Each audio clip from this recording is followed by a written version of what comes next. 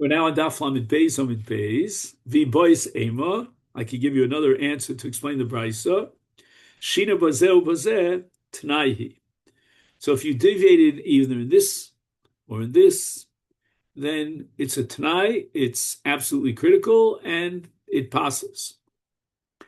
And this is a machlokas amongst the Tanoim. So when the brisa says that if he deviated in this way or in that way, it's possible.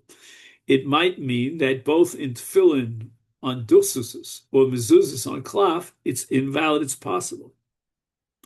This would not necessarily pose a difficulty for the earlier brisa, because the earlier brisa, right, that tefillin could be made into a mezuzah, if not for the problem of moridin, is a matter of machlokas tanoim. Desanya, we have a brisa that records such a machlokas. Shina bazeh bazeh pasul. If he deviated in this one or in that one, whether it be in the tefillin or the mezuzah, is according to Rav Acha Machshir,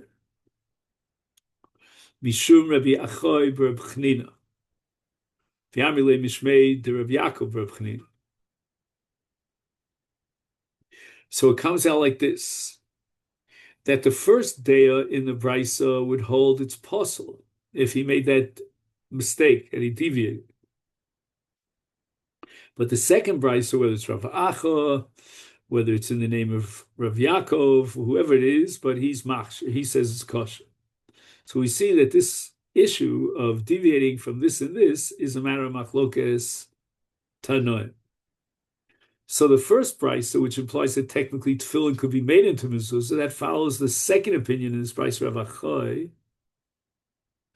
that holds that writing tefillin or mezuzahs on the non-prescribed parchment does not invalidate double negative. Homoridin osin, right? If it could be permitted to somehow lower to a lesser sanctity, and we can make mezuzah out of one out tefillin shabalu, v'abaya sirta. Wait a minute. How could you possibly use tefillin for mezuzah? Tefillin don't require sirtut, whereas mezuzah requires sirtut. So every line in the parchment must be scored. You have to have that inner line horizontally.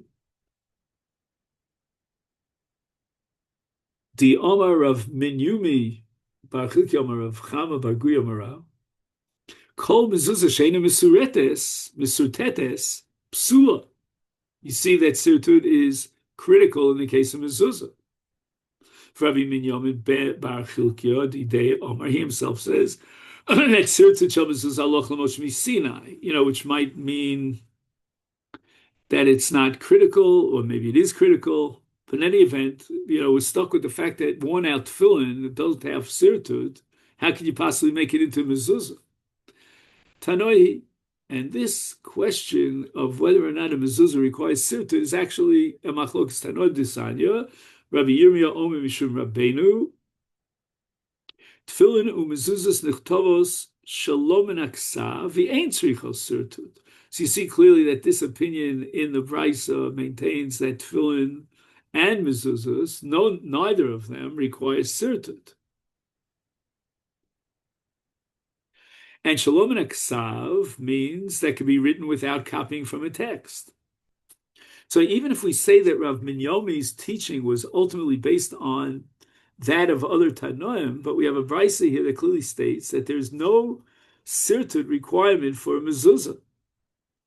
And therefore, the brisa that we cited earlier, which implies that it would be permitted to demote a sanctity, and then old tefillin could be made into mezuzah, follows the view of this brisa. Hilchasa, the Gemara's final conclusion, the bottom line is tefillin lo boy sirtut, mezuzah boy sirtut, and which would mean that if the tefillin were bolu, you could not use them for mezuzah, but idi ve'idi nichtavu shalom and aksav, what tefillin and mezuzah both have in common is that you don't have to copy a text, my timer. Why is it that neither tefillin nor mezuzahs need to be copied from a text? And the answer is Migras Gersina. We're very fluent with these parshios, whether it be the parshios of Tefillin or the parshios of mezuzah. So there's no chashash that maybe the sofer will make any mistakes about what's in the parsha. Rabbi Chelbo, again, Rabbi Chelbo is once again testifying as to what he saw from his Rebbe Rav Huna. Tavi Yosef Apuria, he was sitting on a bed, the Sefer Torah Leah, and yet there was a Sefer Torah on it. Bekaf lechada aara.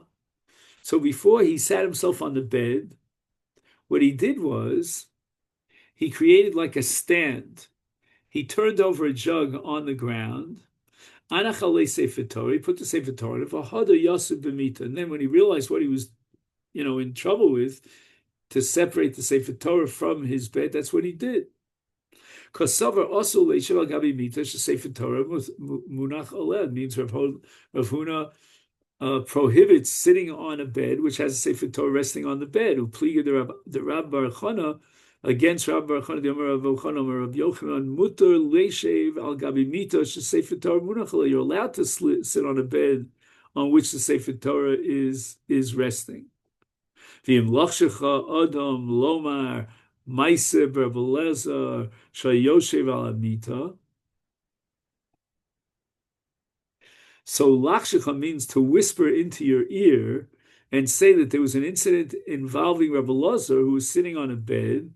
Nizkar Sefer Torah munach aleho. All of a sudden he reminds himself, wait, there's a Sefer Torah that's resting on the bed. V'nishmat, he slid off the bed. V'yoshev al gabi karka, he sat on the ground. V'doma kamisha kichsho nachash. He acted as if he had been bitten by a snake. So you see, it's forbidden to sit on a bed that has a Sefer Torah that's resting on it. So if somebody whispers that, then respond to him, Hasam Sefer Torah al gabi karka havi. In the case of that incident involving Rabbi Lazar, the Torah scroll was resting on the ground. That's what shocked Rabbi Lazar and caused him to act as if a snake had bitten him. Rabbi Yehuda Shmuel Kasava Igeres, if he wrote a mezuzah like a letter psula. And what happened here when he wrote it like an Igeres?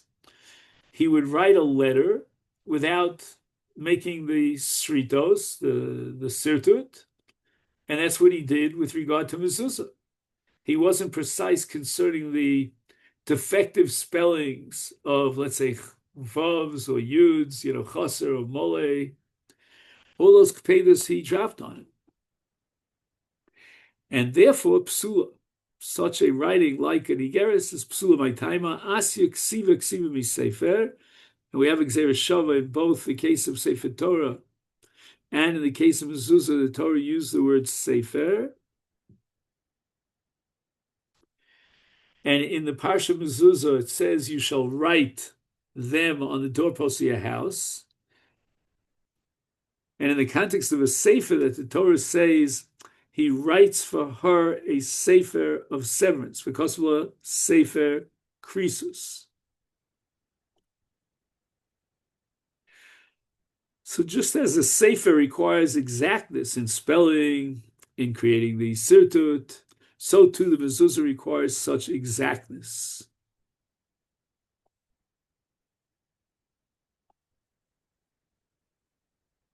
And therefore, Rabbi Yehuda says in the name of Shmuel, Ksava igeres psul. The Amar Rabbi Yehuda Shmuel tla'a b'makel, he took the mezuzah and he hung it on the doorpost by putting it in a rod. Psula. Now, I think here the word psula has to be slightly reinterpreted. He didn't fasten the mezuzah to the doorpost, but rather inserted the mezuzah in a rod, which he leaned against the doorpost. So the mezuzah is positioned in the proper place, and this is not acceptable. But again, it's not psula in the sense that the chefetz of the mezuzah is possible. You could use it if you just correct your mistake and don't hang it on a rod. My time of b'sharecha be'ina. So what did he see in Bisharecha, your gates, in your gates? The Torah states not only that the mezuzah be on the doorpost of your house, which presumably you could fulfill by hanging the mezuzah on the doorpost, but that it be in your gates. Bisharecha means in your gates, which can only be fulfilled if the mezuzah is actually inserted to or fastened to the doorpost of the gate. Tanya Nami Hochi, we have a brisa to support this. Tlo v'makil oshenicha achar deles sakana v'ein ba mitzvah. Right? If you don't have the protection of the mezuzah, then it's sakana. Shall base munbaz hamelcha hayu osim bifundika osehen kain. Right? In King Bubba's house, that's what they would do when they were in their lodgings on their travels. Zeichel mezuzah. It's only a zeichel mezuzah. It's not really a kiyum of mezuzah. Rabbi Yehuda Shmuel mitzvah anicha beso chalolo shel Pesach. Right, it's a mitzvah to place the mezuzah within the confines of the doorway, to affix it to the inner face of the doorpost rather than to the outer face, which faces the street pshita. B'sharecha marachmana. And why do we have any need for Rabbi Yehuda in the name of Shmuel to teach this? It's pretty much explicit in the Torah. And where it's the Salketait Chamina Hovi Omer Rava mitzvah lehanicha betefach hasomach l'shus rabim is kama demerachak ma'ali. Right, you put the mezuzah within the tefach closest to the street. So if the depth of the doorway is, say, for example, 4 or 5 tefachim, in the doorways that are thick stone walls, one should place the mezuzah within the outermost tefach, so that he will encounter the mezuzah as soon as he begins to enter the doorway.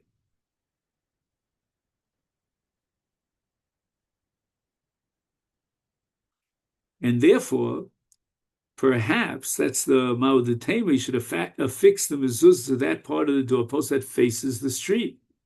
Kamashma of Yehuda teaches me that it's a mitzvah to place the mezuzah within the confines of the doorway itself. And although this is preferred, it's only a mitzvah. If he didn't do so, it's still valid, as long as he affixed the mezuzah to the right doorpost itself. Okay, then, so this is where we'll stop here on the top of Daf Lamed Gimel, and wishing you a great day. Thank you so much.